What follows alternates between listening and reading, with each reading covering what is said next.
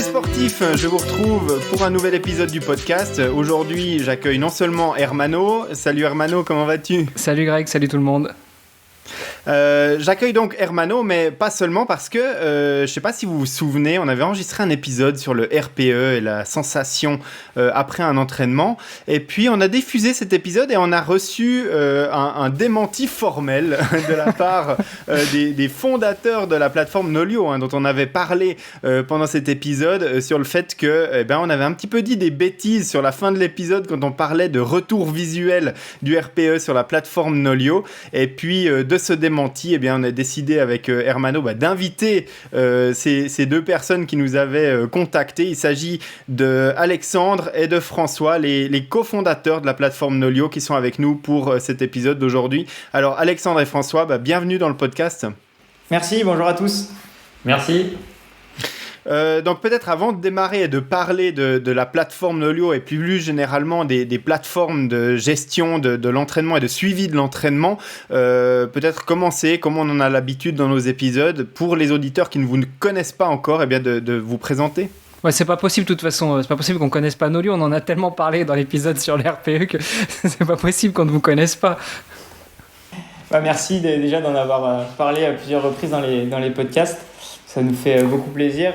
Du coup, moi, c'est Alexandre, donc un des deux fondateurs de la plateforme. Je viens de l'athlétisme à la base et puis une formation d'ingénieur en informatique.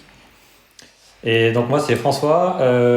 J'ai fait du haut niveau en ski de fond pendant toute mon adolescence jusqu'à mes études d'informatique, où pour le coup, j'ai rencontré Alexandre. On a le même cursus universitaire. Et voilà. Ouais, c'est un peu improbable, du coup, nous, on s'est rencontrés dans un cursus d'informatique, deux sportifs. On était un peu les deux seuls. Il y avait trois autres sportifs, mais du coup, c'est assez vite trouvé parce que vous vous doutez que dans des formations d'ingénieurs en informatique, on ne retrouve pas 30 sportifs dans la promo, quoi. Vous avez fait quoi comme école ? Parce que si c'est l'INSA Lyon, c'est assez classique. L'INSA, ils ont un programme spécial pour les sportifs de haut niveau. On a tout fait à Grenoble. On s'est rencontrés, si on veut dire, en IUT informatique, dans un cycle décalé, parce qu'on s'était tous les deux réorientés de notre cursus initial. Et ensuite, on a fait l'école d'ingénieur qui s'appelle l'ENSIMAG à Grenoble, école d'ingénieur informatique, en alternance. Mathématiques appliquées à l'informatique. Et Nolio est né sur les dernières années de l'ENSIMAG en tant que projet perso pour s'occuper, parce qu'on s'embêtait en cours. C'était une idée qui nous tournait dans la tête, et puis on a essayé un projet vraiment pour rigoler, et puis celui-là, de fil en aiguille, il est jamais mort, et puis maintenant c'est devenu... Ouais, c'était vraiment un projet de passion, et c'est tout simplement parti de, comme beaucoup, on était sur des fichiers Excel avec nos entraîneurs, et voilà, on était frustrés. Je me souviens retaper nos chronos de 300 mètres, de 400 mètres dans nos feuilles Excel, etc. Alors que les laps, ils sont dans la montre, ils sont là, mais on doit les recopier.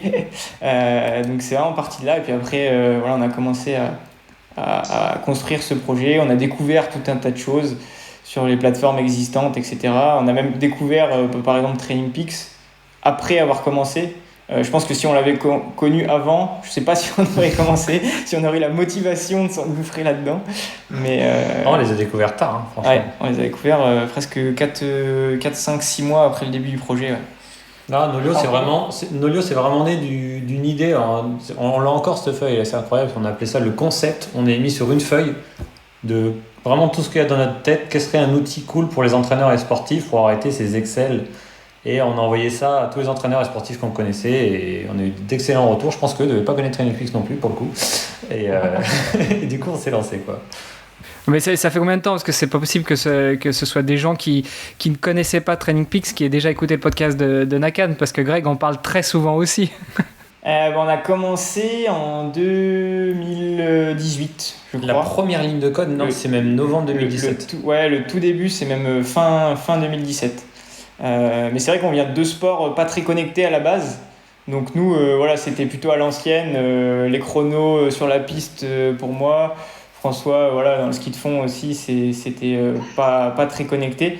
Donc en fait, c'est aussi pour ça, entre guillemets, qu'on avait presque ce retard technologique. Puis que par exemple dans le triathlon, tout le monde connaît TrainingPeaks par exemple, alors que nous, dans ces sports-là, par exemple, c'est beaucoup moins connu, quoi. Alors, corrige-moi si je me trompe, Greg, mais Training Peaks, ils sont peut-être aussi plus connus dans le triathlon parce que pendant un moment, ils étaient partenaires de Timex, qui était une marque assez importante dans le triathlon, non ?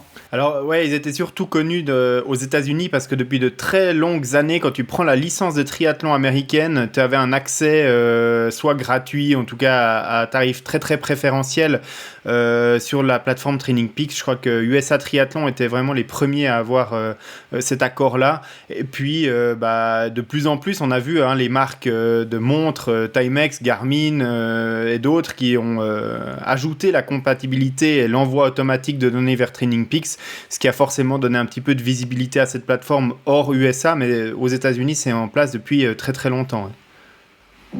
Ouais, puis l'entreprise a quand même entre 15 et 20 ans, si je me trompe pas, donc c'était quand même les pionniers, ils avaient un océan bleu, quoi. Ouais, mais plus que ça, parce que moi, je me souviens de ma première Timex, ça devait être dans les années 2000, et justement, avec ma Timex Ironman Triathlon, venait un abonnement à Training Peaks. Ouais, c'est ça. Et maintenant, en fait, tout le monde, ou en tout cas la plupart des sportifs, triathlètes, cyclistes, utilisent avec les capteurs de puissance et autres des données qui sont développées, qui ont été développées par Training Peaks, comme par exemple la puissance normalisée ou le TSS, pour ne citer que ces deux, et qui sont vraiment issus des techniques de mesure de Training Peaks qui sont souvent encore sous licence, l'utilisation de ces données-là. Enfin voilà, pour l'historique de Training Peaks. C'est copyrighté, ouais, les termes puissance normalisée, TSS sont copyrightés. Même nous, on n'a pas pris le risque de les utiliser parce qu'il y a des licences. Voilà, il y a le petit copyright qu'on voit même dans Garmin Connect.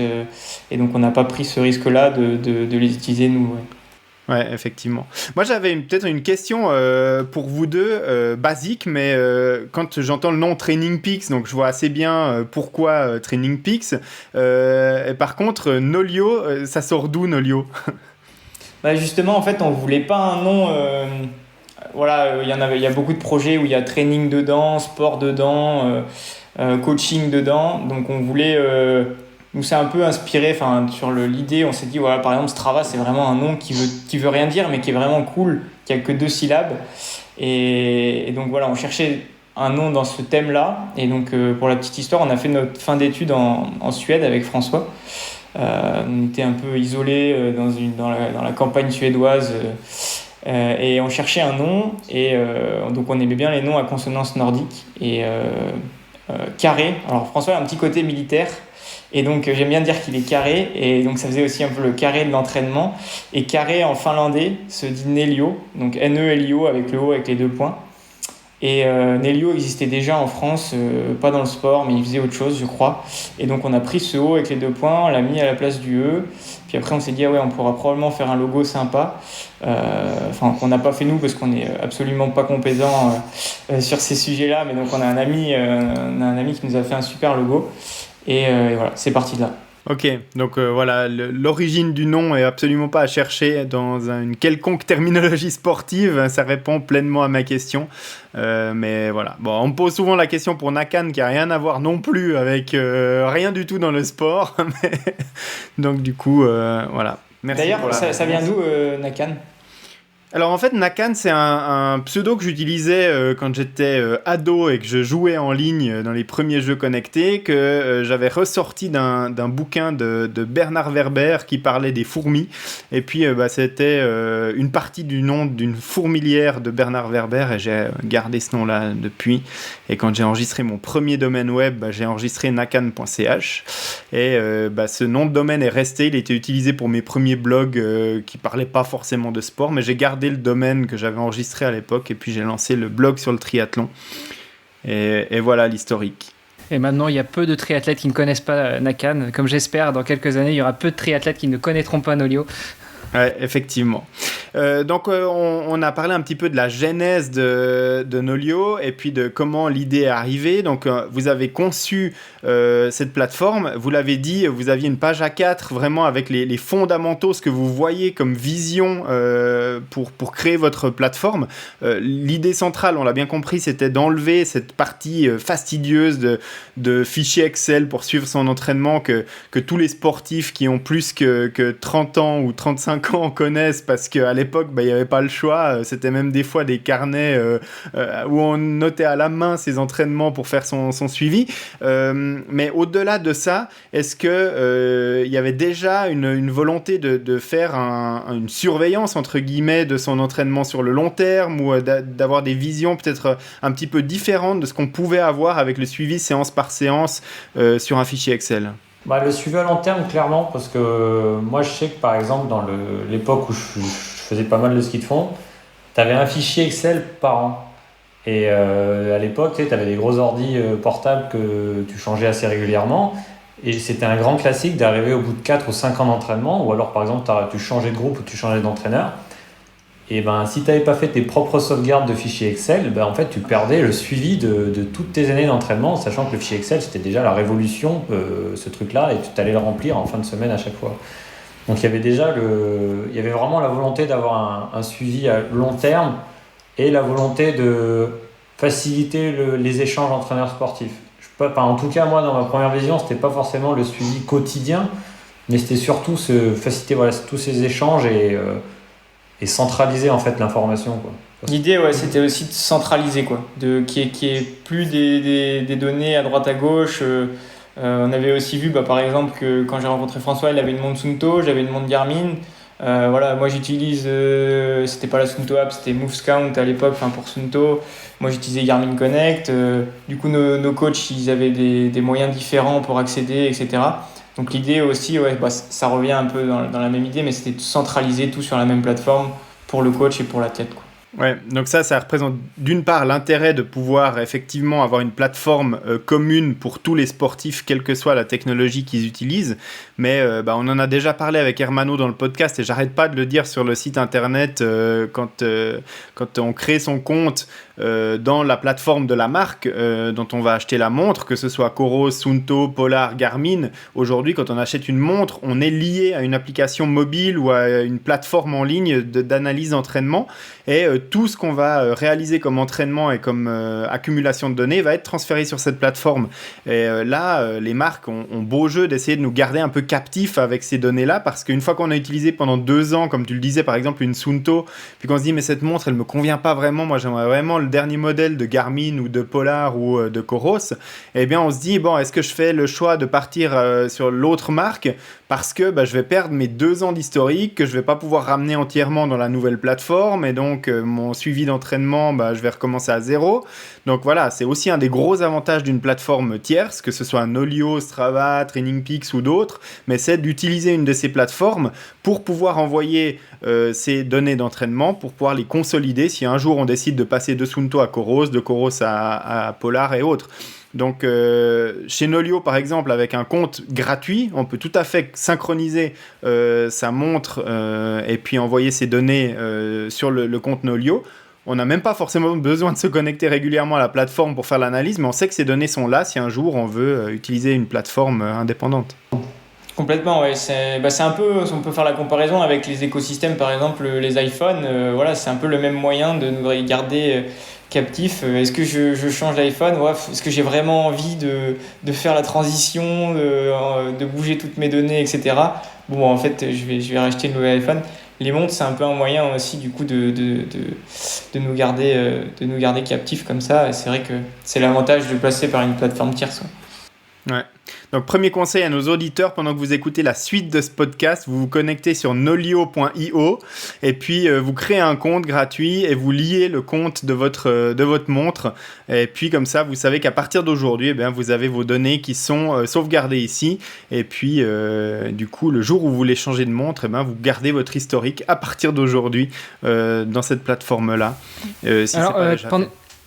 Pendant qu'on parle du prix de Nolio, moi ce que j'ai compris, c'est que pour les utilisateurs, de toute façon l'accès était gratuit. Par contre, ça devient payant dès qu'on veut s'attacher les services d'un entraîneur qui lui va devoir payer pour avoir accès à la plateforme et renseigner les entraînements de ses athlètes, et puis voir les comptes rendus d'entraînement. En fait, sur Nolio, on pourrait même dire que tu as 4 types d'utilisateurs. Tu as l'entraîneur, je recommence. Tu as le sportif gratuit qui n'a pas d'entraîneur. Donc lui, il crée son compte Nolio, il synchronise sa montre, il a le suivi de ses entraînements, il peut faire l'analyse, les équipements, etc. Ensuite, tu as l'entraîneur qui va, pour le coup, c'est payant. Je suis entraîneur, je vais payer, je vais pouvoir gérer mes sportifs. Je vais avoir le sportif qui n'a pas d'entraîneur mais qui veut s'auto-coacher. C'est ce qu'on appelle, nous, le sportif premium. Et ensuite, tu vas avoir le sportif qui a un entraîneur, pour le coup. Et le sportif qui a un entraîneur, lui, il ne paye pas. C'est-à-dire qu'il a comme un sportif gratuit accès au suivi et à l'analyse des séances, etc. Et en fait, son calendrier prévisionnel est simplement rempli pour son entraîneur, qui lui paye. Ok, et quand tu parles du sportif qui s'auto-coach avec le compte premium, c'est quoi la différence ? En gros, c'est par exemple si moi j'ai pas d'entraîneur mais que je veux me faire mon prévisionnel sur Nolio, je vais payer le sportif premium pour débloquer les outils de prévision. C'est la seule chose en gros qui est bridée entre guillemets pour les sportifs. Sinon tout ce qui est analyse, suivi, etc. C'est tout à dispo. C'est-à-dire du coup je vais pouvoir définir mes objectifs, faire mes macrocycles, définir ma saison, etc. Ce qui serait fait normalement par mon coach, mais du coup si je suis mon propre coach, je peux le faire directement sur Nolio. Et ce qu'on est en train de rajouter là qui va sortir aussi prochainement, c'est la possibilité de se créer ces séances structurées. Avec un graphique de la séance, etc. et envoyer ces séances directement, le programme et les séances structurées dans les mondes Garmin, dans les compteurs, la génération des séances de home trainer, etc. Donc ça, c'est vraiment des fonctionnalités typiquement que j'utilise depuis un certain nombre d'années maintenant dans Training Peaks. Et effectivement, on a abandonné pour la plupart des coachs les fichiers Excel et autres pour se mettre sur ces plateformes. Et c'est vrai que on en parlait un petit peu en off avant d'enregistrer ce podcast. Ça change quand même la vie de procéder avec des outils comme cela. Moi, je racontais que ma planification d'entraînement, donc je me suis fait un plan maintenant pour aller jusqu'à l'Ironman de Thun qui finalement aura lieu le 5 septembre. Et cette fois, je croise tous les doigts que j'ai sur mon corps, mais j'espère qu'il aura lieu. Mais donc du coup, j'ai replanifié mon entraînement jusqu'au 5 septembre. Donc j'ai une planification globale qui va m'emmener jusque-là. Et puis, chaque semaine, en général, je prends un petit moment le dimanche en fin de journée. Donc je planifie la semaine qui arrive. Et là, c'est vrai que ce soit dans Nolio ou que ce soit dans Training Peaks ou autre, mais je planifie toutes les séances que je vais faire dans la semaine. Et puis, s'il y a besoin, je crée des entraînements par intervalle. Donc, je vais dire, ce jeudi, je vais aller courir 12 fois 400 mètres sur la piste en temps de temps et puis avoir temps de récupération. Et je les crée à ce moment-là dans ma plateforme. Et une fois que toutes mes séances sont dans mon calendrier pour la semaine, j'ai plus à me préoccuper de rien. Il y a tout qui se synchronise automatiquement. Et quand j'arrive sur la piste, je démarre mon profil de course à pied. Il me dit, vous avez un entraînement planifié aujourd'hui, c'est un 10 fois 400 mètres sur piste. Est-ce que vous voulez le démarrer maintenant ? Oui. Et puis là, la montre, elle m'entraîne dans mon entraînement que je me suis planifié pour ce jour-là. Donc c'est vrai que du côté pratique, c'est quand même quelque chose d'assez intéressant. Et puis que évidemment, à ce moment-là, ça peut ne pas être moi-même qui crée mon entraînement, comme vous l'avez dit. Ça peut être le coach qui fait ce calendrier prévisionnel et puis l'athlète va automatiquement retrouver ses sessions sur sa montre au moment donné que son coach lui a préparé. Alors bon, évidemment que c'est quand même mieux de savoir ce qui nous attend si c'est pas nous-mêmes qui avons prévu la séance. C'est quand même mieux de regarder l'agenda ou de lire le mail du coach avant plutôt que d'arriver sur la piste et de découvrir que en fait c'est pas des 400 mètres mais c'est des 1200 mètres et de partir trop vite sur sa première fraction. Le petit plus sur Nolio, c'est que la veille à 18h, tu auras reçu un message du bot qui te dira que demain tu auras 10 fois 400 mètres à faire sur piste. Voilà. Donc, après, il y a des athlètes qui aiment bien pas savoir aussi pour pas savoir à quelle sauce ils vont se faire manger aussi. Ouais, psychologiquement, il y a certaines sessions qui effectivement peuvent faire très très mal au moral la veille au soir. Si déjà dans l'entraînement du jour on a morflé, on se dit ah là demain il m'a mis ça mais je vais mourir. Ouais, le problème c'est que quand tu arrives sur la piste et que tu le découvres effectivement au bord de la piste, ça peut faire mal aussi là. Parce que c'est le meilleur moyen pour cramer la moitié de ton énergie. Ouais, ça c'est sûr.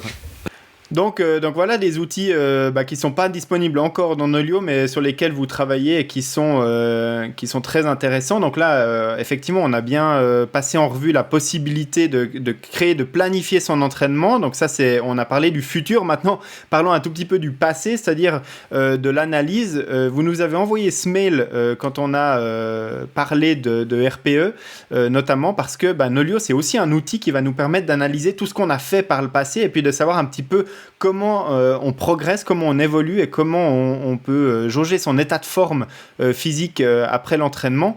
Et donc, du coup, là aussi, vous avez des techniques, des statistiques, des données qui nous permettent de monitorer un petit peu notre état de fatigue, notre progression, etc. Vous l'avez dit, chez Training Peaks, par exemple, l'utilisation du TSS, qui est un indicateur que j'utilise beaucoup, par exemple, en utilisant des capteurs de puissance à pied ou à vélo, et d'autres sont sous licence de Training Peaks. Donc vous avez trouvé d'autres indicateurs. Qu'est-ce que vous proposez comme monitoring, par exemple, de charge, d'intensité et de fatigue sur Nolio? On propose alors un certain nombre de choses. Donc en fait, c'est pas parce que le terme, par exemple, si on revient sur Training Peaks, c'est copyrighté qu'on peut pas utiliser les fondements scientifiques et les formules qu'ils utilisent. Donc en fait, nous par exemple, le TSS, ça s'appelle charge de Kogan parce que voilà, c'est Andrew Kogan qui a mis en place ce modèle et on a tout à fait le droit d'utiliser les formules qu'il a utilisées, mais pas le terme qui est lui-même copyrighté. Heureusement, on peut pas copyrighter les formules scientifiques, sinon ça serait quand même assez triste.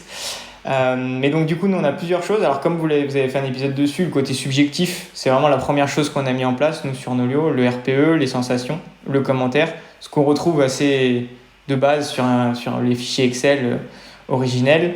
Après très rapidement la fameuse échelle de Borg. Voilà, la fameuse échelle de Borg, on pourra y revenir justement. Donc on a mis le modèle de charge d'entraînement qui est de Foster, que vous avez dû mentionner ou pas, je sais plus, sur le dernier épisode, qui est tout simplement, en fait, on vient pondérer sa durée d'exercice avec ce fameux RPE sur une échelle simplifiée de 1 à 10 et pas l'échelle originelle. Et puis après, 2 modèles de charge d'entraînement qui sont dits objectifs, parce que du coup, il y a les modèles d'entraînement subjectifs basés vraiment sur le retour de l'athlète et objectifs basés sur la réponse physiologique de l'athlète. Et donc pour ça, on a 2 modèles. Le même modèle que Training Peaks qui est le modèle de Kogan basé sur les données de puissance en vélo, donc sur le FTP et pareil sur le FTP running en course à pied. Et le modèle TRIMP, donc Training Impulse, qui est basé lui sur le cardio. Et donc il y a deux versions de ce modèle-là qui sont soit on vient coefficienter ces zones d'entraînement, c'est-à-dire par exemple la zone 1 vaut 1 point, la zone 2 vaut 3 points, etc. Ou il y a un modèle simplifié de ce TRIMP-là. Donc aujourd'hui, nous, c'est un peu les 3 outils qu'on propose aux coachs. Après, eux, ils choisissent, les coachs peuvent activer, désactiver ce qu'ils jugent pertinent. Et l'athlète également, bien sûr. Donc voilà, on retrouve ces données sous forme de suivi d'entraînement par semaine, par mois, et puis on peut suivre sa progression et sa charge d'entraînement à travers la plateforme. Et puis, il y a vraiment ces 2 aspects. Donc, il y a vraiment et on en a parlé dans l'épisode du RPE avec Hermano, qui sont très dissociés. C'est vraiment cette partie ressentie, donc la difficulté qu'on a ressentie, puis l'effort réellement fourni ou l'intensité mesurable par des métriques qui sont très très scientifiques et invariables en fonction du ressenti de l'humain.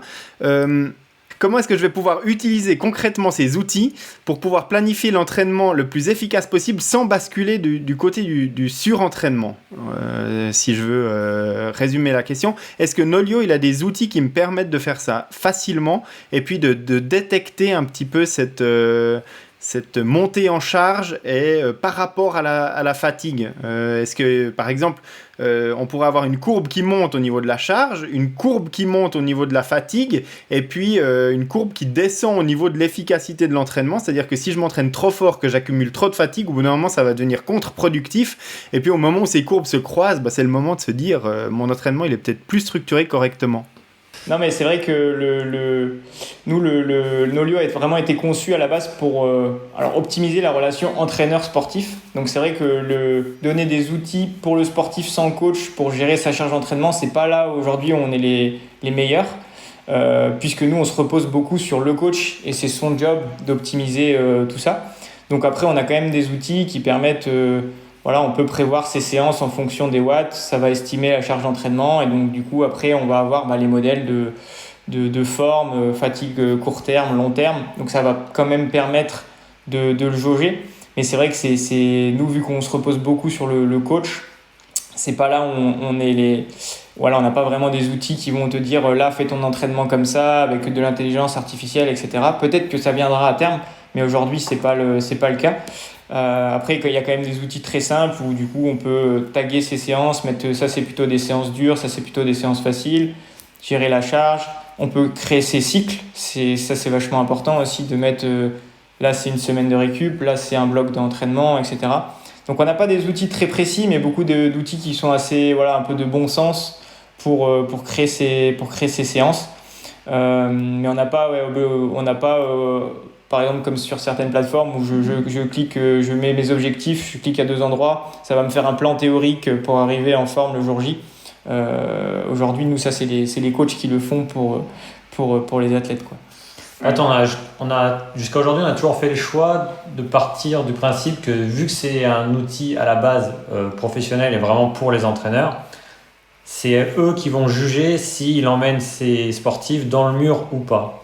Il existe tellement d'écoles de l'entraînement, et c'est là aussi qu'on veut se démarquer un peu, je suis entraîneur, sur Nolo je vais retrouver par exemple les 3 modèles de charge d'entraînement dont on a parlé tout à l'heure. Je vais travailler par exemple que sur le subjectif, et c'est moi après en travaillant avec Foster qui vais savoir si mes sportifs, si j'ai envie de les amener par exemple à la fameuse barre de la monotonie 2 au-dessus, c'est lui, on va dire c'est assez risque et péril, mais Nolio va pas dire attention, là vous prévoyez 3 semaines d'entraînement où la monotonie va exploser, danger. Ça pour l'instant on s'est dit qu'on n'a pas envie d'aller sur ce terrain, ça pourra peut-être venir dans une autre offre ou dans une autre manière d'approcher Nolio. Par contre ça fait penser qu'en parallèle, là on a en dehors d'avoir que des entraîneurs sur Nolio, on a une personne qui mène une grosse étude avec une cohorte de 600 personnes sur Nolio, qui n'est pas très connu dans le monde de la course à pied, ni des physiothérapeutes et tout ça. Thomas Laure-Blanchet, pour ne pas le nommer. Et l'idée de son étude, en gros, c'est de travailler ou de retravailler certains indicateurs qui découlent de la charge de Foster, donc charge subjective, pour peut-être avoir justement trouvé des seuils intéressants pour pouvoir dire attention, danger. Au-dessus de ce seuil, le risque de blessure va croître de manière exponentielle, quoi.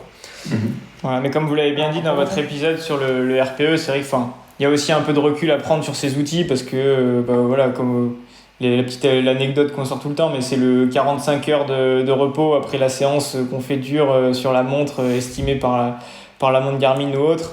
Bon, il y a quand même des grosses limites à ça et c'est vrai qu'il faut aussi savoir interpréter ces données-là, même si ça s'améliore et il y a plein de choses bonnes à prendre, quoi. Alors pendant que vous parlez de Nolio, de programmation d'entraînement et autres, je sais qu'on avait reçu aussi les tour de rôle, les 2 cofondateurs de Run Motion Coach. Est-ce que un partenariat Nolio Run Motion Coach, 2 sociétés françaises, 2 startups de jeunes Français du sport, ça serait pas à l'étude? Bon, on les connaît parce que, pour l'anecdote, au tout début de Nolio, on était rentré dans des programmes un peu qui aident à monter les sociétés, tout simplement. Et on a eu fait quelques week-ends, justement, avec les fondateurs de Run Motion. Alors nous, on a déjà réfléchi, des fois on s'était imaginé un peu des scénarios, mais c'est vrai qu'on n'en a jamais parlé sérieusement avec eux. Mais ça pourrait être, par exemple, plutôt que d'avoir le coach réel sur Nolio, d'avoir une option coach virtuel. Et du coup, voilà, ça serait le coach Run Motion. Après, il faudrait qu'on en discute avec eux, voir si eux aussi c'est pertinent dans leur modèle. Mais en tout cas, ouais, sur l'idée, ça serait quelque chose qui est possible. Et c'est vrai qu'on les connaît bien. On a partagé comme disait François, quelques entraînements, quelques week-ends ensemble. Donc, Ouais, puis Guillaume vient aussi de l'athlétisme, comme toi, Alexandre, non? Ouais, c'est ça. Bon, après, pas le même niveau, surtout Guillaume. Mais ouais, on vient tous les 2 de la piste et du demi-fond. Ouais. J'avais une question qui découlait de la question précédente par rapport à la gestion de son entraînement, mais vous y avez déjà répondu partiellement parce que, je l'ai dit, j'utilise Training Peaks depuis un certain temps et avant de créer moi-même mes plans d'entraînement, c'est vrai que j'appréciais cette fonctionnalité chez Training Peaks qui est qu'il y a une librairie de plans d'entraînement absolument démentielle chez Training Peaks. Et en fait, ça rejoint un petit peu aussi la fonctionnalité où vous dites on va pouvoir construire ces séances et les synchroniser automatiquement sur la montre. Parce que chez Training Peaks, je choisis un plan d'entraînement, par exemple, semi-marathon, coureur intermédiaire, je mets mon objectif de temps, on me propose 3 plans, je regarde un petit peu chacun des plans, comment il est conçu, je choisis le deuxième parce que c'est celui qui me convient le mieux, et je le charge dans mon calendrier à partir de telle date, et puis il va m'emmener jusqu'à ma compétition. Voilà, ça c'est un plan d'entraînement, j'ai pas de coach, mais par contre j'ai mes séances qui viennent s'ajouter automatiquement dans mon calendrier. Est-ce que ça c'est quelque chose que vous pensez proposer en évolution en fait de la création d'une séance structurée une par une, de proposer à des coachs qui sont derrière Nolio et de créer un plan d'entraînement générique pour les utilisateurs de Nolio qui voudraient pas prendre un coach mais qui trouveraient intéressant peut-être d'avoir quelque chose comme un plan d'entraînement qui les accompagne sur un 10 km, sur un semi, voire sur un marathon ou des plans plus complets pour le triathlon par exemple.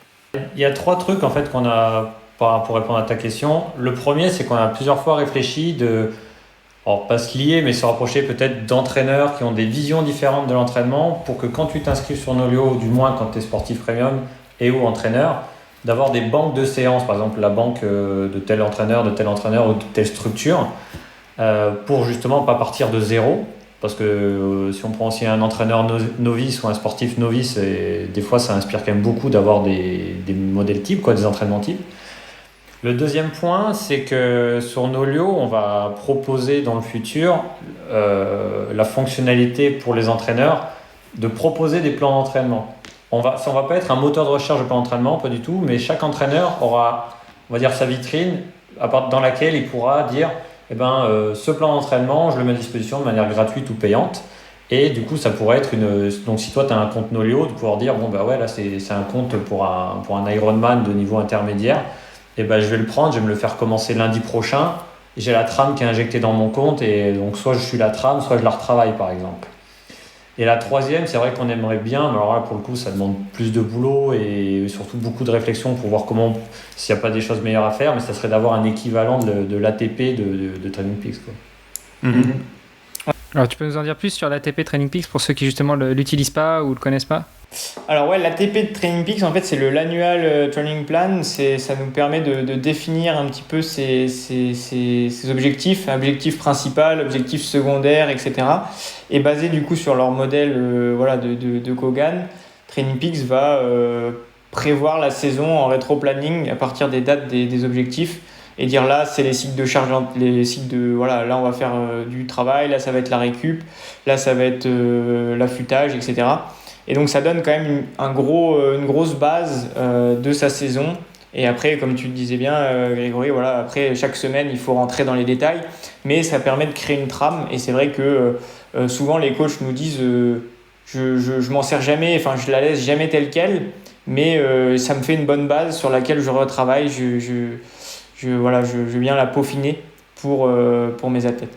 Ouais, effectivement, ça donne vraiment une vue très très haut niveau sur son année sportive et ça permet effectivement de pas entre guillemets se rater, hein, c'est-à-dire souvent on a tendance en tant que sportif, si on s'auto-coach, à se dire bon, la partie endurance c'est fait, maintenant je vais attaquer dans le vif du sujet et commencer directement à partir sur de l'intensité. Mais cette brique de construction de l'endurance en début de saison, elle est vraiment très importante et il faut pas la rater parce que c'est un petit peu comme quand on parle de la construction d'une maison, c'est la construction des fondations sur lesquelles on va construire la saison sportive. Et si les fondations ne sont pas solides, il n'y a rien qui tiendra dessus.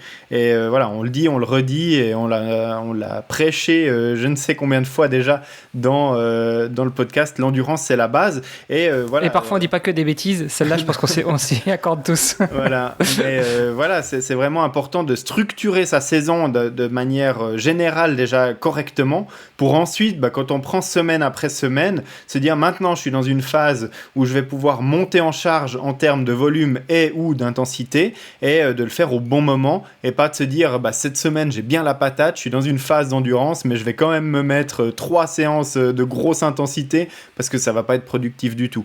Donc voilà, déjà rien que d'avoir cette trame de fond, je pense que c'est déjà assez important, plutôt que d'avoir son calendrier tout vide dans lequel on sait pas trop quoi mettre comme séance quand. Et puis je trouve que la database, la base de données de séances type, c'est intéressant parce que, et en tant que coach et en tant qu'athlète, c'est super intéressant d'avoir pas à construire de zéro chacune de ces séances. Ouais, c'est même un autre truc qui est super intéressant sur justement toute cette banque de données et l'ATP que propose Training Peaks, c'est que des fois, tu as quand même pas mal d'entraîneurs ou de sportifs qui sont assez cloisonnés dans une manière de travailler. Et ça va potentiellement t'ouvrir un peu on va dire, l'esprit sur d'autres manières de faire, parce qu'il existe tellement d'écoles dans le monde de l'entraînement que tu vas peut-être apporter des nouveaux types de séances, des nouveaux cycles auxquels tu n'aurais pas pensé. Ça te permet de découvrir de nouvelles choses dans le monde de l'entraînement, quoi. Après, ce qui est un peu dangereux, nous, je pense qu'on y réfléchira plus si on le fait, mais il faut quand même que les séances soient bien expliquées, parce que souvent une séance clé, c'est inscrit dans un contexte. Et donc d'avoir juste des séances comme ça, ouais, elle est jolie celle-là, il y a des beaux graphiques, je la mets là, je la mets par-ci, je la mets par-là. Si nous on le fait, je pense qu'on essaiera d'afficher sur, cette séance se fait plutôt dans une semaine de tel type. Le but de cette séance, c'est vraiment de maximiser ça. Si vous avez fait une séance dure la veille, la faites pas, etc. Parce que de prendre des séances comme ça, c'est un petit peu aussi, c'est des briques, c'est un jeu. Sauf que faut aussi un petit peu réfléchir sur vraiment comment bien les agencer, quoi.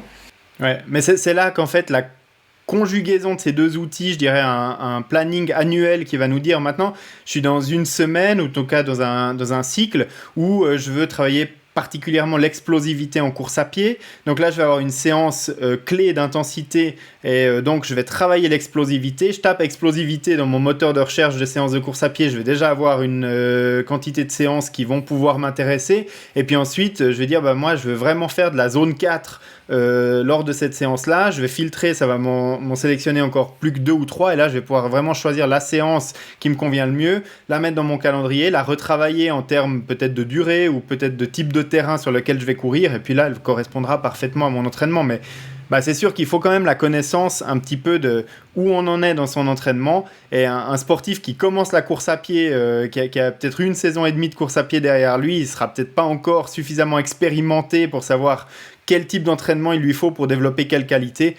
Et là, je pense que s'attribuer les services d'un coach, ça reste quand même incontournable si on veut vraiment progresser fort.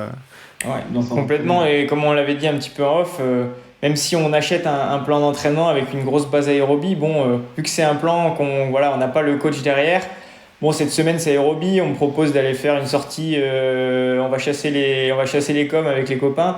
Je vais dire oui, allez, j'y vais, et du coup je vais un peu sortir de mon plan, alors que si j'ai mon coach derrière qui va me botter les fesses si je vais faire ça, du coup je vais avoir plus tendance à respecter. Donc c'est vrai qu'il y a c'est pour ça que nous on est les premiers à recommander de prendre un coach, parce que clairement, mais bien sûr c'est pas pour tout le monde, et souvent ça passe par étapes. On comprend le plan proposé dans le magazine, ensuite on prend un plan un peu plus structuré, acheté sur Training Peaks ou autre, et puis après on passe sur le plan personnalisé.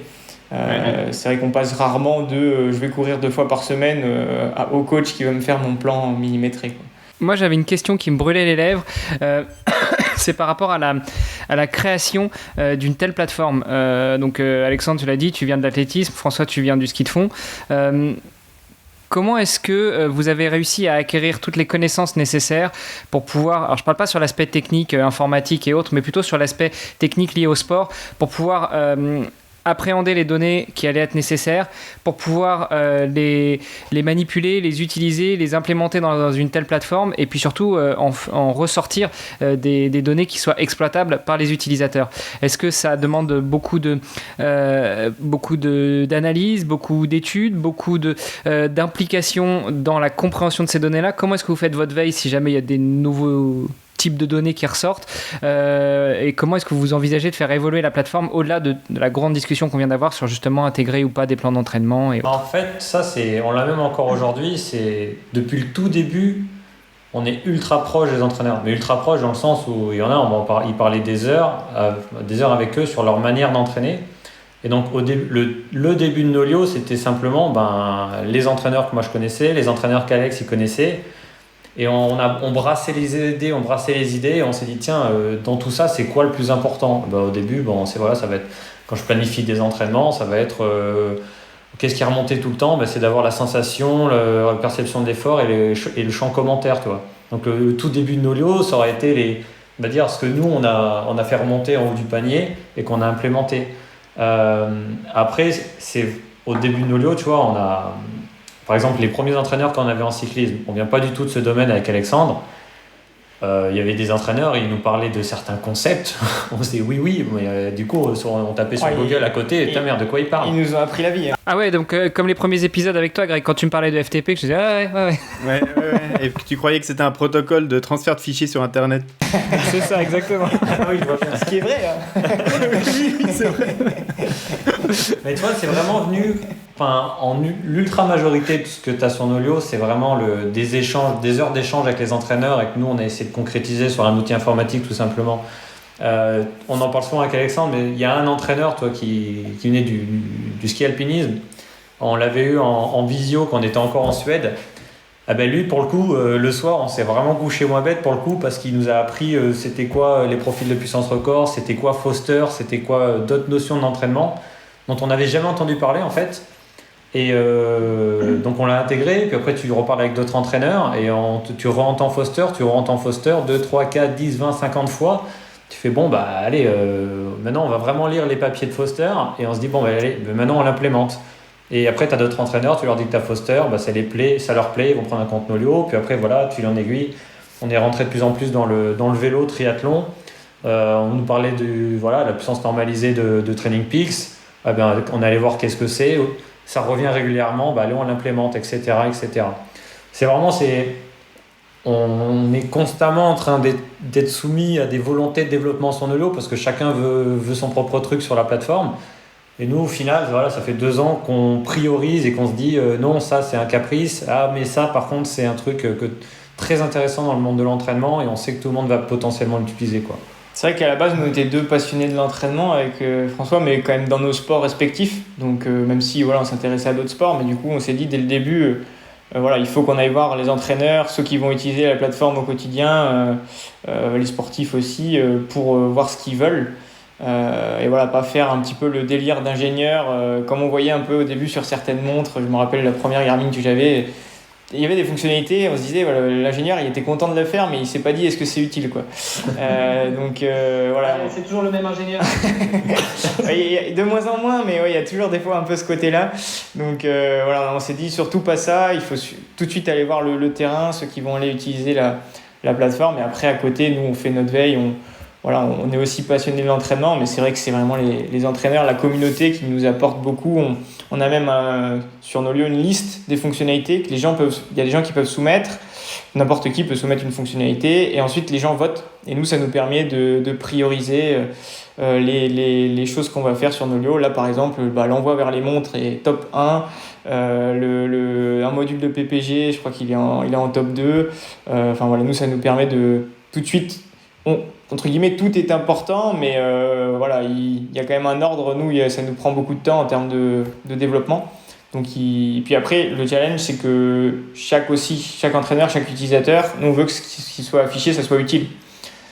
C'est aussi d'ailleurs, quand on a découvert Training Peaks, on a eu un peu pris peur au début, puis on s'est dit, ouais, mais Training Peaks, tu te prends dans les dents plein de choses que tu connais pas, et tu es venu là peut-être pour chercher une plateforme, mais tu n'es peut-être pas venu là pour travailler comme tu veux travailler sur Training Peaks. Donc nous, on s'est dit, il faut que la plateforme s'adapte à l'entraîneur, et donc le plus possible, et donc qu'il puisse la personnaliser, que Foster, s'il trouve ça cool, il l'active, mais sinon il le dégage et il ne l'a pas, pour que ça soit au final le plus proche d'un fichier Excel dans cette idée-là, parce que le fichier Excel, vu on part d'une page vierge, on met ce qu'on veut, mais donc on met que ce qui est utile, quoi. Bon, alors depuis tout à l'heure on parle de Nolio, alors forcément on a les deux cofondateurs, donc ça fait un peu du sens. En plus c'est un peu l'épisode droit de réponse par rapport à toutes les conneries qu'on a pu raconter sur le RPE. Si, comme tu le suggérais, Greg, on veut historiser un petit peu tous nos entraînements et donc on va se créer un compte sur Nolio, est-ce que Nolio est exclusif ou dès lors qu'on crée un compte sur Nolio, on peut aussi utiliser nos montres, on peut aussi utiliser Strava, on peut aussi utiliser Training Peaks, on peut aussi utiliser d'autres plateformes? Alors forcément, c'est une question dont on est beaucoup à connaître la réponse, mais je pense qu'il faut que vous nous l'apportiez quand même, messieurs. Ouais, non, alors ça dépend des plateformes. Par exemple, une plateforme comme Training Peaks, je dirais qu'il y a assez peu d'intérêt d'avoir les deux. Ça peut, sur certaines fonctionnalités, il y en a qui le font et ce qu'on conçoit tout à fait. Par contre, un Strava, par exemple, je trouve est tout à fait complémentaire puisque Strava, il apporte le côté social, il apporte le côté des coms, des segments que nous, on ne travaille pas. Et le côté social, c'est pas aujourd'hui quelque chose vers lequel on va. Donc Strava, c'est super pour suivre ses copains, etc. Par contre, voilà, quand on veut gérer vraiment son entraînement, être honnête, pas mettre qu'on est fort alors qu'en fait on était à bloc, et ben voilà, on le met en privé sur Nolio et aux copains on dit qu'on est fort si on veut, mais voilà, au moins on est honnête quelque part sur son carnet d'entraînement. C'est vrai que nous, la première appellation de Nolio, c'était carnet d'entraînement numérique. Voilà, c'était vraiment ça la vocation. Donc, Nolio, ça claque mieux quand même. Voilà, c'est après carnet d'entraînement numérique, on s'est vite rendu compte qu'il n'y avait pas grand monde qui comprenait, donc on a un petit peu arrêté. Mais non, il y a beaucoup de plateformes qui sont, il y a beaucoup. De toute façon, chaque personne a ses propres goûts, et donc en fonction de ce qu'on aime, voilà, les purs geeks vont utiliser 5, 6, 7 plateformes il y a différents intérêts à chacune. Après, voilà, quand on a juste un coach, on veut quelque chose d'assez simple. Généralement, on s'en contente d'une seule, mais c'est tout à fait compatible, bien sûr. Après, chaque plateforme, des fois, tu prends par exemple Suunto, Garmin, voilà, elles ont chacune leur petite fonctionnalité en plus, sympa, que ce soit sur l'app mobile ou sur l'ordi. Donc, souvent, c'est complémentaire en termes de fonctionnalité, même si tu vas retrouver l'ultra essentiel sur ce que tu préfères. Ça vaut toujours le coup, si tu aimes bien la fonctionnalité, par exemple sur la dernière Suunto app, d'aller voir qu'est-ce qui t'intéresse sur ta séance dessus, quoi. En tout cas, c'est absolument pas exclusif et ça doit pas l'être. Parce que pour répondre de manière très très factuelle à la question de Hermano, donc Nolio est compatible avec ce qu'on va appeler le Big Four de la montre d'entraînement, c'est-à-dire Garmin, Suunto, Polar et puis Coros. Et vous supportez également l'intégration avec d'autres marques et d'autres plateformes. Notamment, j'ai connecté par exemple ma balance Withings pour pouvoir avoir aussi mon suivi de poids dans ma plateforme Nolio. Donc vous récupérez aussi les données de santé, en tout cas certaines données de santé, parce que j'ai également mes données de sommeil qui remontent. Alors ça, je pense que ça vient de la plateforme Garmin, mais possiblement vous remontez aussi ces données depuis d'autres plateformes. Nous, on essaye de centraliser le plus de choses possible. Donc voilà, comme tu l'as dit, il y a des données des balances Withings, il y a les données effectivement de sommeil, de pouls au repos, etc., de Garmin. On a aussi du Fitbit, etc. L'idée, c'est que si on a une balance Withings, un compteur de vélo Wahoo et une montre Suunto pour le trail et une montre Garmin pour la route, voilà, qu'on puisse brancher chacune des plateformes et tout avoir sur Nolio, voilà. Et puis à chaque fois tout s'importe automatiquement. Donc on n'a pas encore toutes les plateformes, bien sûr, mais en tout cas on tend vers ça, vers les plateformes de HRV aussi. On essaye de récupérer des données là-dessus pour permettre à l'utilisateur justement d'avoir un endroit où il a tous ses outils, toutes ces données de tous ces outils au même endroit. Ouais. Et puis, comme on l'a dit dans les connecteurs, s'il y a par hasard un modèle un peu exotique ou une montre qui n'est pas encore supportée, vous pouvez aussi récupérer les séances de Strava. Donc, si la montre elle est intégrée à Strava, elle peut faire passe-plat pour venir sur Nolio ensuite récupérer ses données d'entraînement. Complètement, ouais, complètement. D'ailleurs, Strava, c'est le premier chose qu'on a branché, puisque ça nous permettait, en branchant juste Strava, d'avoir... c'était pas idéal, mais déjà, on pouvait avoir déjà tout, entre guillemets, l'accès à toutes les marques, quoi. Donc, je crois qu'on voulait peut-être conclure l'épisode en parlant un petit peu de l'avenir de la plateforme. On l'a déjà beaucoup abordé au cours de l'épisode. Donc, si on résume un petit peu les futures évolutions, donc on l'a bien compris, vous travaillez actuellement activement à l'outil de création de séances par intervalle, donc où on va pouvoir configurer très finement le déroulé d'une séance. On va se dire, je vais faire 10 minutes d'échauffement dans telle zone de fréquence cardiaque, et puis ensuite passer à du fractionné ou passer à des intervalles basés sur l'allure, la puissance, la fréquence cardiaque. Enfin voilà, c'est des outils que les sportifs utilisent de plus en plus sur leur montre pour vraiment structurer et suivre leur entraînement structuré. Et puis vous avez également parlé de toutes ces évolutions qui vont venir principalement en soutien des coachs, on l'a bien compris, des librairies entre guillemets d'entraînement. Ça, c'est des choses auxquelles vous pensez. Au niveau de la connectique des plateformes, il n'y a pas grand chose à faire en plus. Évidemment, on trouve toujours des nouvelles marques, des nouveaux modèles à intégrer, mais en ayant intégré Garmin, Suunto, Polar et puis Coros, on a déjà une grande partie de la communauté sportive qui est nativement supportée par Nolio. Est-ce que vous avez d'autres choses qu'on n'a pas encore évoquées en projet pour votre outil?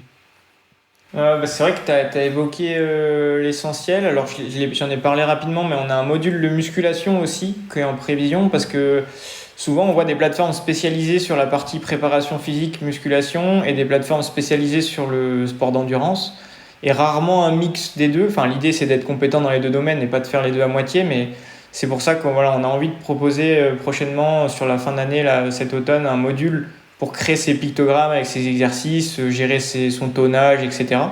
Donc ça, c'est quelque chose qui nous tient à cœur et qui est hyper important dans les sports d'endurance. Après, comme tu l'as bien dit, aussi beaucoup d'outils pour les coachs, pour leur permettre de vendre des plans d'entraînement, pour leur permettre de vendre leurs prestations aussi, de coaching directement.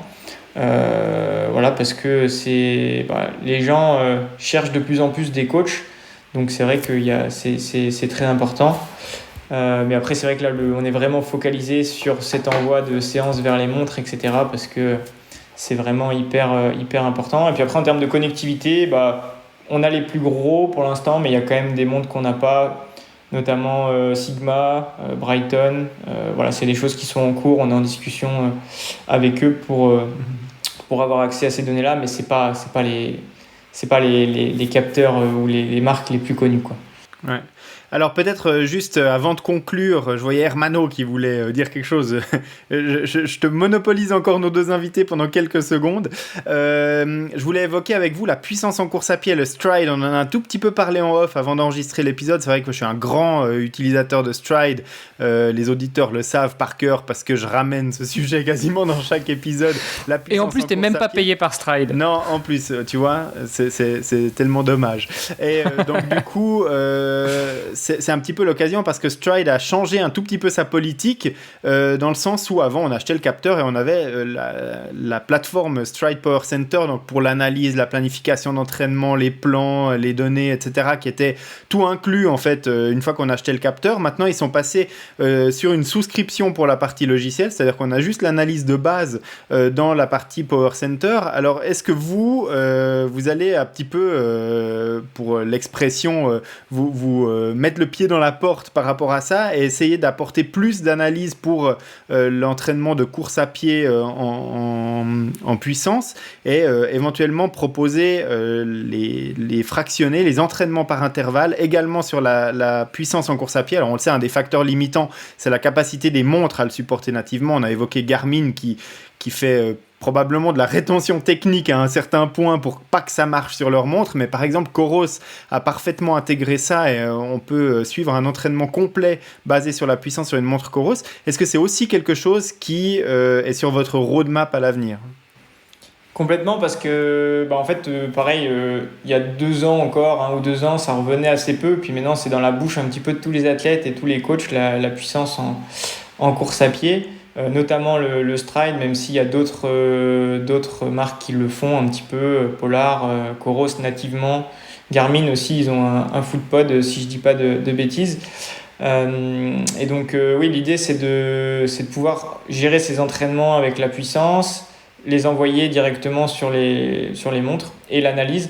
Alors après, honnêtement, pour être utilisateur de Stride aussi, par exemple le Power Center, ils vont déjà assez loin, donc on ira difficilement plus loin qu'eux. Mais bon, l'idée c'est toujours pareil de centraliser un petit peu toutes les données, de que le coach puisse y avoir accès dès que je suis athlète, j'utilise un stride, mon coach veut venir analyser mes données. Voilà, l'idée c'est vraiment ça. Après, ça sera pas des choses en plus que ce que j'ai sur le Power Center. Mais voilà, par exemple, mes entraînements de vélo sur le Power Center, sauf si je dis des bêtises, je crois pas qu'ils puissent apparaître. Non, du tout. Il est vraiment dédié sur les entraînements avec un capteur de puissance. Et en général, c'est que avec le capteur de puissance Stride. Par exemple, si j'enregistre avec le capteur, enfin avec la solution de mesure de puissance de Garmin, eh ben, l'entraînement il va pas forcément passer dans le Power Center parce qu'en fait, les champs de données seront pas les mêmes. Mais en fait, la question, elle était vraiment à ce niveau-là. Hein. C'est-à-dire que par exemple, j'ai un compte premium athlète dans Nolio. J'ai pas envie, en plus, de payer une souscription chez Stride pour avoir l'analyse de données dans une deuxième plateforme parce que tous mes entraînements triathlon, je les analyse chez Nolio. J'ai pas envie d'avoir un autre compte payant ailleurs. Donc, au moins d'avoir les mêmes fonctionnalités d'analyse dans la plateforme parce que je sais typiquement que Training Peaks intègre encore relativement peu les données qui sont annexes à la puissance, par exemple l'oscillation verticale, le temps de contact au sol et ce genre de choses. On voit assez peu d'outils d'analyse chez Training Peaks. Alors la question c'était un petit peu chez vous, est-ce que vous planifiez d'exploiter ou en tout cas de permettre aux athlètes qui utilisent le Stride de visualiser ces données? Ouais, visualiser, ouais, parce que toi, c'est un peu ce qu'on a fait avec assez récemment avec les comptes, avec les pédales, par exemple à Suma. En fait, ça va aussi dans la même logique que s'il y a les données et qu'on a fait le taf derrière, on t'affiche tout ce que potentiellement le compteur te remonte. Alors ensuite, tu veux pas les voir, mais par exemple, je te réponds pour le vélo, mais c'est pareil pour la course à pied, c'est que on a intégré récemment là, pour le vélo le fait que si tu as les pédales qui le supportent, tu vas avoir les équilibres, les phases de puissance, les équilibres gauche-droite, etc. Et c'est clairement du coup en projet, là, les données existent déjà, mais c'est juste qu'on n'a pas eu le temps de le faire, d'avoir l'équivalent en course à pied, quoi. Et toujours dans la même démarche je suis un grand fou des données, je veux les avoir tout le temps, mais j'ai mes 8 graphiques, je me les bouffe, mais ça c'est toi qui choisis. Ou sinon, c'est caché par défaut, par exemple, quoi. Ouais, par exemple, une des choses qu'on va rajouter aussi, comme ce qui est déjà sur le Street Power Center, c'est le profil de puissance sur les watts de course à pied. Donc ça, c'est quelque chose qu'on a déjà sur le vélo, mais qu'on n'a pas encore mis en place sur la course à pied, qu'on va faire prochainement. Alors après, il faudra qu'on réfléchisse, parce que vu que nous, on supporte un peu tous les types de puissance en course à pied, si quelqu'un a le malheur d'avoir de la puissance polar et de la puissance du street, ça va se fusionner et je pense pas qu'on puisse comparer des puissances du tout, des puissances de ces puissances-là. Donc on pourrait presque avoir un profil de puissance par type de puissance. Et c'est ça. Même si on a une montre qui, à l'intérieur, a un algorithme de puissance, si on utilise le Stride, soit on utilise tout le temps la montre, soit tout le temps le Stride, mais pas un mix des deux. Un jour, j'ai oublié mon capteur, je cours avec ma Polar, les watts, ils seront différents et ce sera pas cohérent. Et ça, je pense qu'on en arrivera à des profils de course à pied où tu filtreras par capteur, parce que tu t'achètes la Coros sur la Pace 2, elle t'intègre la puissance sans capteur. Voilà, tu as des données qui n'ont rien à voir encore, quoi. Ouais, c'est ça. Et puis, il y a des produits qui arrivent sur le marché. Moi, en juin, j'attends le RunScribe qui promet aussi d'être un capteur qu'on fixe sur les chaussures qui permet de remonter de la puissance en course à pied. Et très probablement, il va falloir que je refasse mes tests de CP ou de FTP avec ce nouvel outil pour pouvoir le comparer de manière un petit peu objective à la mesure du Stride sur mes différents entraînements, parce que probablement qu'en termes de nombre de watts absolus, ce ne sera pas les mêmes données. Alors tiens, une question, comment tu vas faire pour tes tests justement? Tu auras une Polar avec le Stride à droite et je sais pas, une Coros avec ce nouveau capteur à gauche, et puis tu vas comparer les deux graphiques? C'est exactement ça, c'est ce que je fais avec mes 3 compteurs sur mon guidon quand je vais tester différents capteurs de puissance, un dans le pédalier, un dans les pédales et un dans le moyeu de la roue. C'est comme ça que ça se passe, ouais. Pour revenir sur Nolio, au niveau du modèle économique, si vous voulez en parler un petit peu avec nous, comment est-ce que vous fonctionnez? Est-ce qu'il y a uniquement les souscriptions donc, de ces fameux athlètes premium et puis des coachs, ou est-ce que vous avez d'autres sources de revenus, ou est-ce que vous en envisagez d'autres? Alors, majoritairement, c'est les comptes entraîneurs, clairement. Ensuite, on a les sportifs premium, mais ça reste marginal. En fait, le sportif premium, nous, on ne l'avait même pas imaginé au début, on nous l'a demandé, on l'a implémenté et en fait, on ne communique même pas dessus, ça se fait tout seul. À côté, en source de revenus, on est pas lié, mais on travaille plutôt avec des structures qui, par exemple, mettent à disposition des plans d'entraînement. Et nous, derrière, on est la plateforme. Donc, ils vont communiquer, par exemple, entraînez-vous pour le prochain marathon de telle ville. Nous, on vous fournit les plans et en fait, derrière, tout se passe via Nolio. C'est-à-dire que c'est tout automatisé. Ils ont une appli, il y a les échanges avec les entraîneurs de la structure. C'est assez sexy, on va dire. Donc ça, c'est une source de revenus qui est assez montante parce qu'on trouve de plus en plus de structures avec qui travailler. Du coup, là-dessus, en fait, nous, on fait aussi, on offre la possibilité de faire de la personnalisation, c'est-à-dire que voilà, certaines structures qui veulent mettre leur logo en avant, avoir un thème de couleurs différentes, etc. C'est possible un petit peu d'avoir un Nolio customisé pour ses clients avec son propre thème, si on veut. Pour vraiment rester par exemple dans le branding de sa marque, etc. quoi. Pour l'exemple, on a une grosse structure qui brasse dans la même équipe 1200 personnes et Nolio est en marque grise en fait, si tu veux, derrière. On a toutes les couleurs, c'est leur couleur, etc. Il y a leur logo et en bas c'est écrit Nolio et c'est tout transparent. Et après en source de revue pour l'avenir, comme on en a parlé un petit peu, on va permettre aux coachs de vendre leurs prestations, de vendre des plans d'entraînement sur Nolio. Et donc là, probablement, comme le fait un petit peu TrainingPeaks, ça sera un pourcentage sur ces ventes-là qui sera prise par Nolio. Et après, c'est vrai que pour le sportif premium, comme disait François, aujourd'hui, ça représente une petite part. Mais avec l'envoi vers les montres qui va arriver, et puis on va étoffer la partie planification, aide à la planification.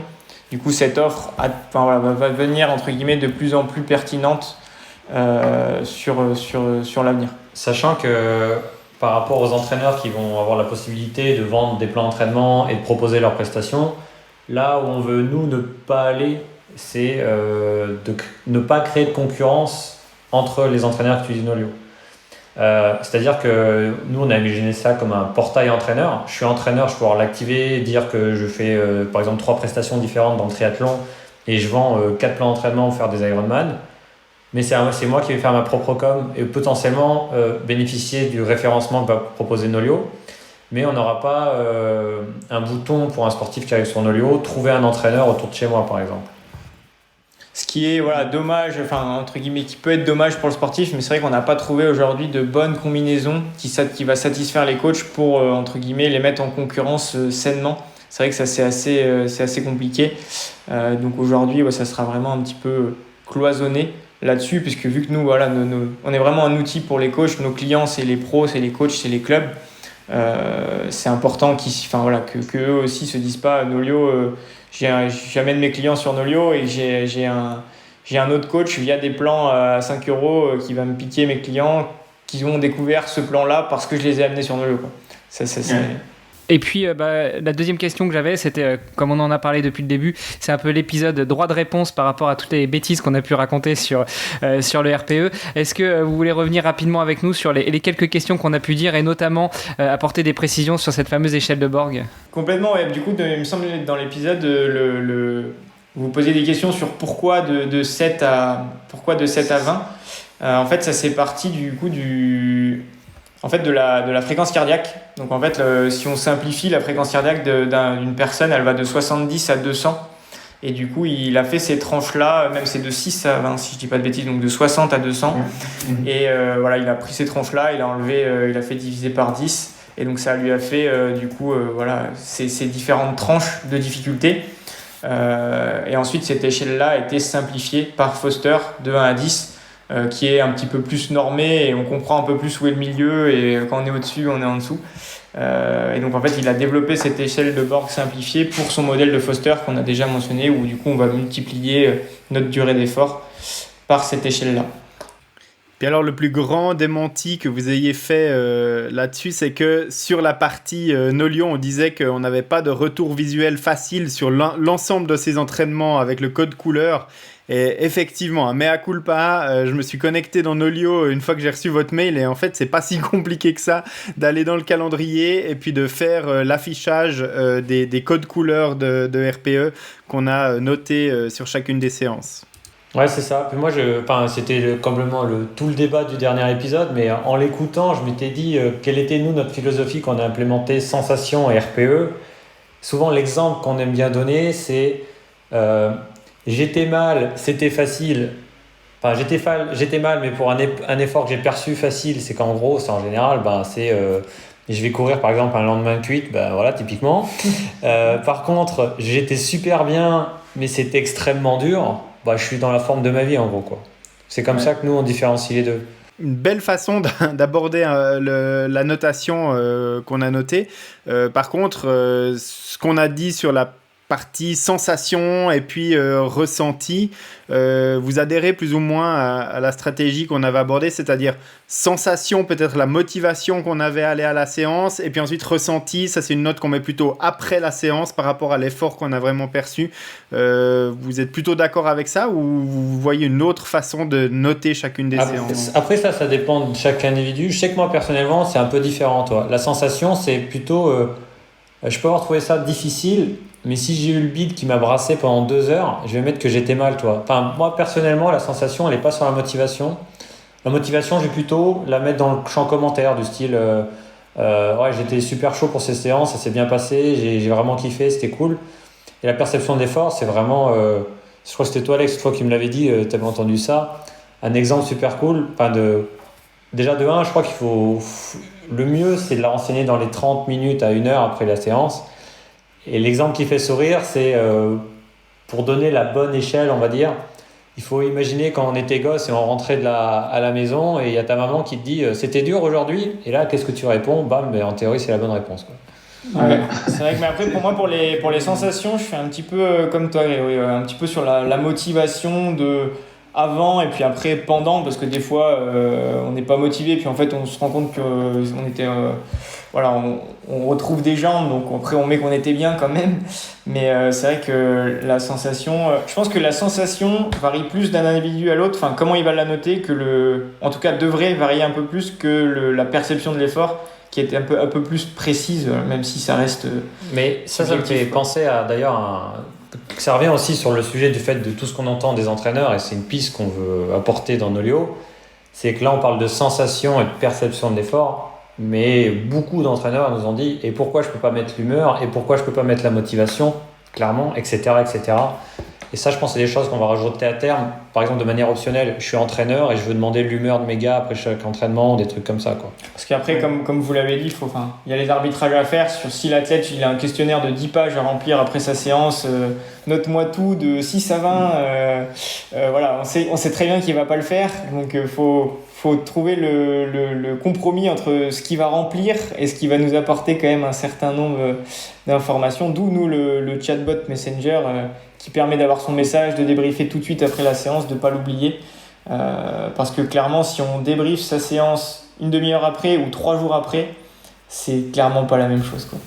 Ouais, c'était ce que j'allais dire, c'est un petit élément différenciant que j'ai trouvé avec Nolio et que je surkiffe pour parler comme les petits jeunes. C'est ce petit bot Messenger qui est branché sur Nolio qui permet à chaque fois qu'on synchronise la séance de recevoir la question est-ce que vous voulez débriefer la séance et comment s'est passée la séance. Ça, c'est pas mal. D'ailleurs, il y a eu quelques petits bugs, je crois, ces derniers jours, notamment des séances qui étaient demandées pour être débriefées 2 fois. Donc je sais pas si vous avez corrigé depuis, mais j'ai pas encore débriefé la séance d'aujourd'hui, elle s'est synchronisée pendant qu'on parlait. Après, il y a un petit gadget que moi j'aime beaucoup dans Garmin Connect et en fait c'est alimenté automatiquement avec une base de données mondiale, je pense, de météo par rapport à l'endroit de l'entraînement, mais c'est j'ai rien à faire et ma séance, quand je vais la consulter, je vois la température à peu près, parce que les services météo en ligne ne sont pas forcément super précis, mais en gros je peux voir s'il pleuvait ou s'il faisait grand soleil, s'il faisait 7 degrés ou 28 au moment de mon entraînement, parce que ça peut aussi avoir un impact quand je vais analyser a posteriori mes séances d'entraînement, me dire tiens, pourquoi est-ce que ça n'avait pas joué ce jour-là. Je pense pas forcément sur le moment à noter j'ai couru sous une pluie, il pleuvait, des hallebardes, et puis je faisais plus de la natation que de la course à pied, mais par contre dans Garmin Connect c'est super pratique parce que on retrouve cette information. Je pense que c'est avec une API mondiale de météo par rapport à l'endroit où le point GPS a été enregistré dans la séance, et ils vont faire une récupération avec la date et l'heure, et puis automatiquement dans la séance j'ai cette information, et tout ce qui est automatique et qui est alimenté automatiquement est intéressant, donc voilà. Mais t'as pas bien fait tes devoirs, Greg, t'as pas bien fait tes devoirs, parce que t'aurais regardé dans les applications à connecter, tu peux connecter un compte Climat dans Nolio. Ah, alors ça, j'ai pas fait, effectivement. Ouais, du coup, on se repose sur Climate, qui est plutôt connu pour être branché avec Strava. Avant que Strava intègre la météo, maintenant, le positionnement est un peu plus compliqué, je pense. Mais c'est vrai que du coup, nous, on est branché avec Climate qui permet de récupérer la météo. Et c'est vrai qu'on aimerait bien à terme permettre même aux coachs d'avoir où est-ce qu'habite la personne, et du coup, de la séance de vélo le mercredi, en fait, il habite à tel endroit, ça prévoit de pleuvoir beaucoup. En fait, je sais que concrètement, je vais lui mettre du home trainer ou je vais lui mettre de la course à pied, mais qui va pas aller se taper 3 heures sous la flotte, quoi. Donc ça, c'est quelque chose qui revient nous beaucoup. Les coachs nous le demandent assez souvent. Alors, en parlant de ce suivi des athlètes, juste une question pas par rapport à la protection des données, je pense que la question se pose assez chez vous, mais est-ce que vous prévoyez d'implémenter un module de suivi des athlètes pour les athlètes pros dans le cadre du suivi de contrôle dopage ? C'est une bonne question. C'est vrai qu'on, pour l'instant, elle s'est pas trop posée. D'où le petit blanc. on s'est jamais trop posé. C'est vrai que. Le blanc, on lèvera en montage. C'est vrai que c'est quelque chose que on n'a pas. En fait, nous, on travaille beaucoup sur les coachs nous remontent des besoins et on fait en fonction. Donc, le jour où un athlète pro qu'on a sur Nolio nous dira, c'est vrai que j'en ai marre, j'aimerais bien centraliser aussi le côté données un petit peu de antidopage, passeport sanguin, etc. sur la plateforme, c'est quelque chose qu'on pourra creuser. Mais c'est vrai qu'aujourd'hui, la question c'est pas trop posée. Et c'est vrai que c'est assez compliqué parce que je crois qu'il y a une plateforme mondiale, mais des fois, il y a un petit peu des plateformes par sport en fonction des fédérations, etc. Et je pense que du coup, de faire la passerelle avec communiquer avec les bases de données de toutes les fédés, etc., je pense que c'est quand même beaucoup de boulot. Et ça nous ferait plaisir de participer à ça, mais c'est aussi beaucoup de boulot pour potentiellement pas beaucoup d'athlètes. Donc il y a aussi un arbitrage à trouver à ce niveau-là. Mais c'est vrai que c'est une très bonne question. Et après, nous, au niveau des données, il y a aussi pas mal de choses en place qu'on est en train de mettre en place en plus sur comment renforcer la sécurité des données, au niveau de l'hébergement, etc., de la protection. Vous l'avez peut-être vu. Alors, ça n'a pas trop touché le monde du sport, mais l'incendie d'OVH, par exemple, qui a beaucoup fait parler là, ces derniers mois, où il y a un data center qui a brûlé et certains sites de météo, certains sites de sport, etc., qui avaient tout perdu parce qu'ils n'avaient pas de sauvegarde off-site, comme on appelle. Donc, c'est vrai que nous, tout repose sur les données qu'on stocke. Même, on les divulgue en aucun cas, à aucun tiers, mais c'est hyper important qu'on puisse les donner. Parce que si, comme on l'a dit au début, on synchronise tout son historique et puis qu'en fait Nolio les perd, c'est quand même... Non, là, ça fait un peu chenille, comme on dit chez moi.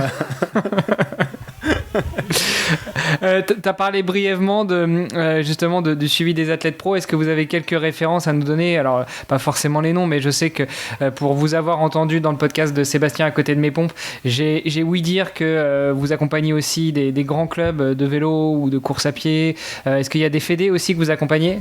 Là on est plus proche. On a une équipe fédérale sur Nolio, c'est les équipes de France de vélo sur piste. Et du coup, on a des athlètes qui vont aller à Tokyo qui utilisent Nolio. C'est le plus haut niveau, je pense, qu'on a sur Nolio. En vélo, en cyclisme, moi c'est ça. Après, on a la fédération suisse de canoë-kayak sur le slalom. Donc, tous les athlètes de slalom, canoë-kayak suisse aussi qui iront à Tokyo sont sur Nolio. Et après, qu'est-ce qu'on a d'autre en fédération ? Enfin, pour autant que Tokyo soit maintenu cette année, mais bon, peu importe. Ça, on croise les doigts, mais... Il y a les Belges. Oui, on a un groupe fédéral aussi de course d'orientation en Belgique. Alors, si je dis pas de bêtises, c'est pas au JO encore, donc... mais bon, ils participent aux différentes étapes de Coupe du Monde. Et puis après, sinon, en termes d'athlètes, on a des athlètes qui sont sur le circuit pro. Par exemple, Arthur Vitiello, je ne sais pas si vous avez vu, qui était un Français présent sur la dernière WTS, sa première WTS à Yokohama. Lui est entraîné par un groupe d'entraînement, c'est le Al Tri-Squad, Aurélien Lebrun, et ils sont sur Nolio. Du coup, ça nous fait une très belle transition, juste pour terminer, pour savoir quel sport vous supportez, parce que si on a un compte Strava, si on a un compte Training Peaks, on a une kyrielle de sports qu'on peut choisir. Sur Nolio, vous êtes à combien de sports ? Beaucoup, parce qu'on ne permet pas de rajouter ses propres sports, mais dès qu'on nous en propose, on les rajoute. Donc je pense que, je sais même pas le nombre, mais on a du... En plus, le chiffre en tant que tel est un peu biaisé parce que, d'ailleurs, c'est une fonctionnalité qui est beaucoup demandée. Sur Nolio, tu vas avoir le vélo, cyclo-cross, elliptique, gravel, home trainer, piste, il n'y a pas vélo. Oui. Donc le vélo est déjà démultiplié. C'est ultra majoritairement les sports d'endurance et quelques sports annexes. Par exemple, on a une équipe qui tourne, bon, le circuit Coupe du Monde n'est pas très gros, mais c'est le stand-up paddle, toi. Donc on a sur Nolio, tu peux faire stand-up paddle, il y a le tir, il y a le saut à ski, des sports tiers pour la plateforme. Mais en tout cas, toi, on est ouvert à toute personne qui trouve la plateforme pertinente pour gérer son entraînement. Encore un exemple, on a été approché il y a 6 mois par un club d'escrime. On a simplement rajouté le sport escrime et d'un coup Nolio répondait très bien à leur volonté de simplement de suivi d'entraînement pour le club d'escrime, quoi. Alors sur la partie sport enchaîné, comme le triathlon par exemple, comment est-ce que vous arrivez à gérer puis après on va peut-être vous laisser tranquille parce que ça fait déjà 1h15 qu'on enregistre, mais comment est-ce que vous gérez les 3 sports? Il y a des montres qui permettent de switcher d'un sport à l'autre, très bien pour le triathlon, de la natation on passe au vélo, du vélo on passe à la course à pied. Vous, comment vous rendez ça dans Nolio? En fait, donc sur Nolio, on a une séance, c'est un sport, mais après on a une notion d'enchaînement. Donc par exemple, si on fait le mode multisport sur Garmin, parce que c'est celui que je connais, où on a les 3 sports, sur Strava par exemple, ça va arriver en 3 séances différentes. Mais nous, en fait, ça va arriver en 3 séances différentes aussi, mais elles sont liées entre elles comme un enchaînement. Donc ça va mettre qu'une bulle sur le calendrier, et en fait, à l'intérieur, on aura les 3 séances qui sont liées entre elles. Et ça, c'est une fonctionnalité qu'on permet, par exemple, même pour faire d'autres choses. Par exemple, je vais courir 1 heure, je fais ensuite 20 minutes de gainage. En fait, plutôt que d'avoir 2 items sur le calendrier, c'est plus ou moins les mêmes. Je peux venir les lier entre elles pour que mon coach il voit que c'est qu'une seule séance et à l'intérieur j'ai le détail. Donc si les montres supportent des modes enchaînement, nous normalement on a fait le job pour que ça remonte en mode enchaînement sur nos. D'ailleurs j'ai une question pour toi Grégory sur TrainPeaks, je sais pas ça comment c'est géré. Est-ce que c'est 3 séances différentes si tu fais un enchaînement des 3 sports? Alors oui, dans Training Peaks, on voit vraiment 3 bulles ou même 5 sur un triathlon parce que si on intègre les transitions, elles apparaîtront comme un élément distinct. Donc effectivement, on le voit apparaître sous différentes formes. Chacune des disciplines est séparée dans une section d'entraînement. Ouais. Bon, ça va, je reviendrai vers vous du coup pour faire ajouter un sport, le sport à la maison, donc enchaîner le ménage, le repassage et la préparation du repas, ça va? Et l'enregistrement du podcast aussi à la fin. Bah évidemment, mais ça on s'en sort plus, il y en a trop.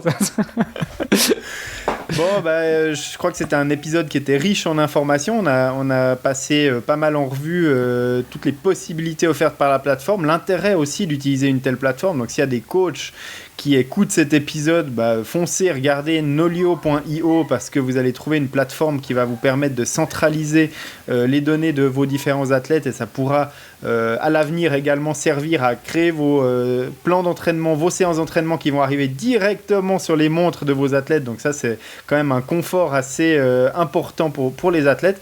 Et puis les athlètes qui s'intéressent à leurs données, qui ne veulent pas être captifs chez Garmin, Polar, Suunto, Coros ou d'autres, eh bien, vous allez aussi sur nolio.io, vous créez un compte, c'est gratuit et vous pouvez lier votre plateforme d'entraînement à Nolio et puis commencer à utiliser la plateforme et découvrir toutes ces possibilités. Et tout ça juste parce qu'on vous aime bien, parce qu'en plus on n'est même pas sponsorisé, hein. C'est pas un épisode sponsorisé, donc franchement, en tout cas, je sais pas toi Greg, mais moi j'apprécie beaucoup la plateforme Nolio, même si je l'exploite pas encore à son maximum. Alors c'est vrai que j'ai encore mon compte chez Training Peaks sur lequel je fais mon analyse réellement à la fin de la semaine, mais j'essaie de me forcer à faire le même travail dans Nolio et puis à découvrir ces outils. Les auditeurs qui ont l'ouïe fine auront découvert pendant cet épisode que je connais pas encore bien la plateforme, parce que des fois je pose des questions auxquelles j'aurais pu trouver moi-même les réponses. Merci beaucoup pour l'invitation. En tout cas, nous, ça nous fait vraiment plaisir de pouvoir faire découvrir notre plateforme qui est française et qui est encore jeune, mais on n'est pas encore les gros mastodontes comme peuvent l'être Training Peaks, mais un grand merci pour nous permettre de faire découvrir la plateforme et puis voilà, d'avoir aussi des retours. On attend tes retours précis, Grégory, puis toi aussi, Armano, sur la plateforme pour que nous, qu'on puisse l'améliorer, quoi. Attention, parce que l'article, la plateforme Nolio testée de fond en comble sur la plateforme nakan.ch, il risque de faire mal. Hein. ou pas, mais enfin voilà, il faudra que je maîtrise un tout petit peu les possibilités de la plateforme avant de faire un test de fond en comble, sinon ce serait pas très très sérieux. Si tu veux, on le relira l'article. Super. En tout cas, c'était un plaisir d'échanger avec vous, messieurs, pendant cet épisode. Merci beaucoup à tous les deux pour cette occasion. C'était ultra riche pour Nolio, et puis même ça nous permet aussi de vous découvrir tous les deux. Continuez les podcasts, moi je les écoute en bossant, du coup c'est vraiment cool, j'aime bien. Ah, moi je suis plutôt en courant, moi, mais... Peu importe quand et comment on l'écoute, l'essentiel c'est de les écouter et puis aussi de venir après l'épisode et puis sur Apple Podcast de préférence, venir nous dire à quel point vous avez aimé l'épisode ou pas et puis de mettre 5 étoiles ou pas, mais en tout cas ça nous permet nous d'avoir des retours et puis de pouvoir éventuellement changer certaines choses ou trouver de nouvelles thématiques ou améliorer certains points. En tout cas voilà, on est très très à l'écoute de notre auditoria si ça se dit, auditoire. Si vous écoutez et que vous n'êtes pas d'accord avec quelque chose qui a été dit, envoyez-leur un mail, ils vous inviteront. Voilà, c'est ça aussi, c'est qu'on invite volontiers nos détracteurs. C'est ça, exactement. Bon, là, c'était pas vraiment des détracteurs, c'était plutôt bon enfant. Donc, merci beaucoup tous les deux. Merci Alexandre, merci François. Impatient de pouvoir tester toutes les nouvelles fonctionnalités qui vont arriver dans Nolio. Et puis, on se donne rendez-vous peut-être pour un prochain épisode dans quelques temps pour débriefer un petit peu sur les prochains développements, voir, comme on l'a suggéré, peut-être ou pas, un partenariat avec Run Motion Coach. Ça pourrait être sympa, 2 startups françaises du sport qui bossent ensemble. Carrément. Encore merci en tout cas et bonne continuation à vous deux. Merci. Ciao, ciao. À bientôt.